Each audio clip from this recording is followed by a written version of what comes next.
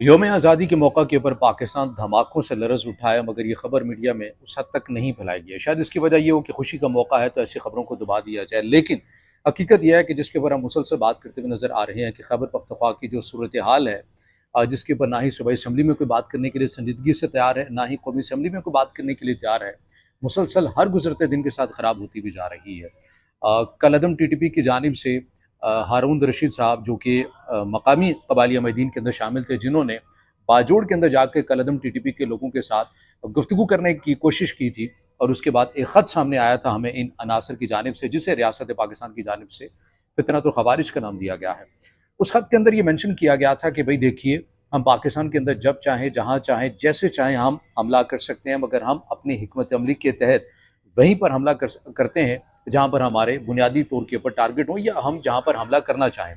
योम आज़ादी का मौका था, और इसके ऊपर खुशी का मौका था पाकिस्तानी अवाम के लिए, पाकिस्तान के लिए, और इसके ऊपर पाकिस्तान की एजेंसीज़ के लिए मुस्तरद ये मालूमात मौजूद थी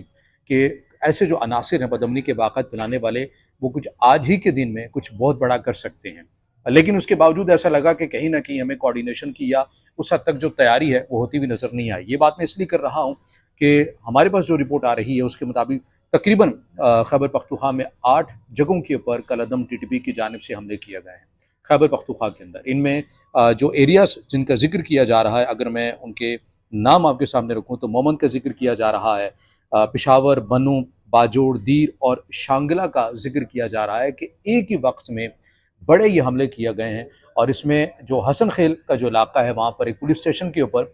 इन अनासर की जानिब से हमला किया गया, और बदकिस्मती से जो रिपोर्ट किया जा रहा है वो बड़ी हैरान कुन कर देने वाली है, जो हमारे रवैयों को जाहिर करती है कि वहाँ पर 3 घंटे तक फ़कत 3 ही पुलिस एहलकार लड़ते रहे इन अनासर के साथ, और कोई बैकअप उनके लिए नहीं पहुँच सका। ये मैं उस सूबे की बात कर रहा हूँ जहाँ पर हम मुसलसल, जब से अफ़गान जंग थी तब से लेकर आज तक मुसलसल हम वहाँ पर, हमें एक जंग वाला माहौल नज़र आता है। उस सूबे की एक पुलिस स्टेशन के अंदर की ये सूरत हाल है कि 3 घंटे तक फ़कत 3 पुलिस एहलकार इन अनासर के साथ लड़ते रहे, और कोई बैकअप उन तक नहीं पहुँच पाया। और फिर उससे बढ़कर अलमिया ये है कि इस खबर को उस हद तक मीडिया के अंदर बयान भी नहीं किया गया। बयान करने में कोई बुराई नहीं है, हमें इसकी संजीदगी की नोयत का अंदाज़ा होता है कि हमारे रवैयों के अंदर, या हम दहशतगर्दी की इंसदाद के लिए हम किस हद तक मुतहरिक नज़र आते हैं। हमारे भी यहाँ पर बेशतर सिक्योरिटी इदारे हैं, खुफिया इंटेलिजेंस एक मरबूत किस्म का हमें एक नेटवर्क भी नज़र आता है। हमने माजी के अंदर देखा है कि कैसे 70 के 72 के करीब अफ़गानिस्तान के अंदर से तश्कीलें आती हैं, और हमारी इंटेलिजेंस बेस्ड ऑपरेशन होती है, मालूमात होती है, हम उनके मज़मूम इरादों को वक्त से पहले ही खाक में मिला देते हैं। मगर इस जगह के ऊपर हमें कहीं ना कहीं जो है वो आपको नाकामी भी नज़र आती है कि आज ही के दिन जब आपके पास एक मुस्तनद किस्म की मालूमात भी हैं कि ये हो सकता है, ऐसे अनासिर पाकिस्तान की खुशी को गम में तब्दील करने की पूरी कोशिश करेंगे, मगर उस दिन भी सिक्योरिटी का जो सिस्टम है, और एक ऐसे सूबे के अंदर जहाँ पर पहले ही आपने एक टारगेटेड और इंटेलिजेंस बेस्ड ऑपरेशन शुरू कर रखा है, वहाँ पर ये जो अनासिर हैं ये 8 जगहों के ऊपर हमला करने में कामयाब हो जाते हैं। और फिर उससे जिस तरह वो ख़त के अंदर खुले तौर के ऊपर एतराफ़ करते हैं, उससे वाक़ई ऐसा लगता है कि वो जब चाहें, जहाँ चाहें वो हमला भी कर सकते हैं। और इसमें सबसे बड़ा जो फैक्टर है, जो हमने बताया था कि खैबर पख्तूनख्वा की जो सूरत हाल को मुसलसल ख़राब करता हुआ नज़र आ रहा है, वो ये कि इसमें ज़्यादातर वो अफराद मौजूद हैं जो सरहद पार के। हमने बाजोड़ में जो मुज़ाकरात हो रहे थे, फिर रियासत पाकिस्तान की जानिब से इन अनासर के अगेंस्ट ऑपरेशन, टारगेटेड ऑपरेशन जो जिसका आगाज़ किया गया, उसमें बताया था कि 80% अफ़गानी हैं,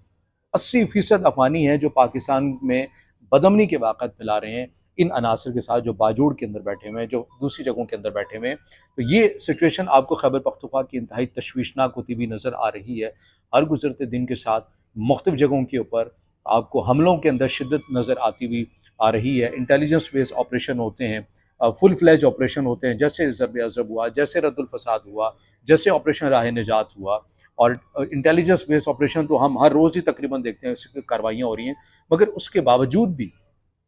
इस पूरे नेटवर्क को ख़त्म ना करना यकीनन एक सवालिया निशान बनता हुआ जा रहा है, सूबाई हुकूमत के ऊपर भी, इंतज़ामिया के ऊपर भी, इदारों के ऊपर भी। और लोग, वहाँ के लोग, खैबर पख्तूनख्वा के लोग